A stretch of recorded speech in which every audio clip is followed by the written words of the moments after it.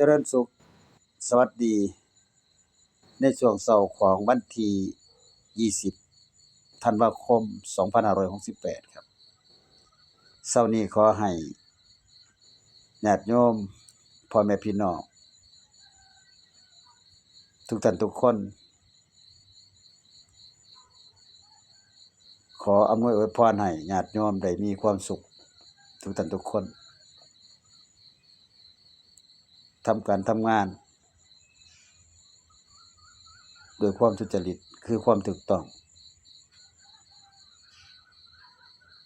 นั่นคือธรรมะธรรมะ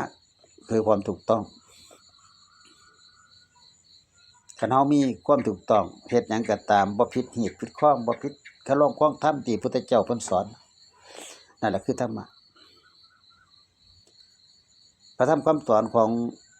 พระพุทธเจ้าสอนให้เฮาอยู่ในโอวาทบ่ผิดเปลี่ยนพระธรรมคำสอนก็คือนั่นแหละเฮามีธรรมะ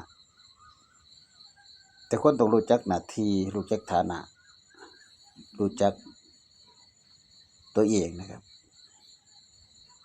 สิ่งที่เพิ่นให้คือให้เฮารักษาสุขภาพตัวเองนั่นคือมีธรรมะ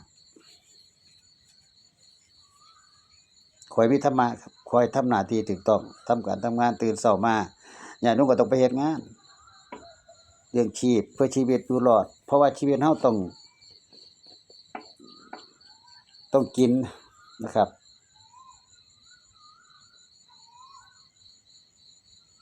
เพราะว่าชีวิตบ่ได้กินเนี่ยมันก็สิเฮ็ดให้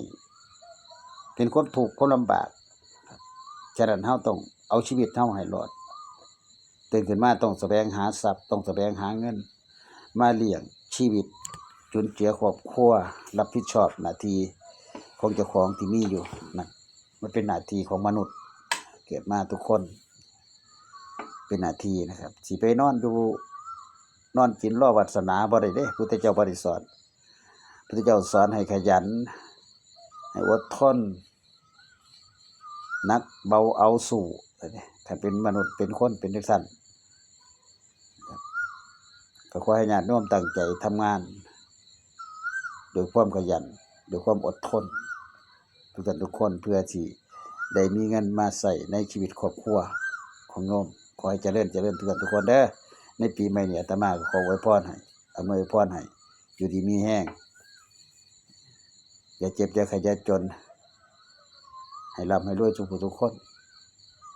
ขอเจริญพร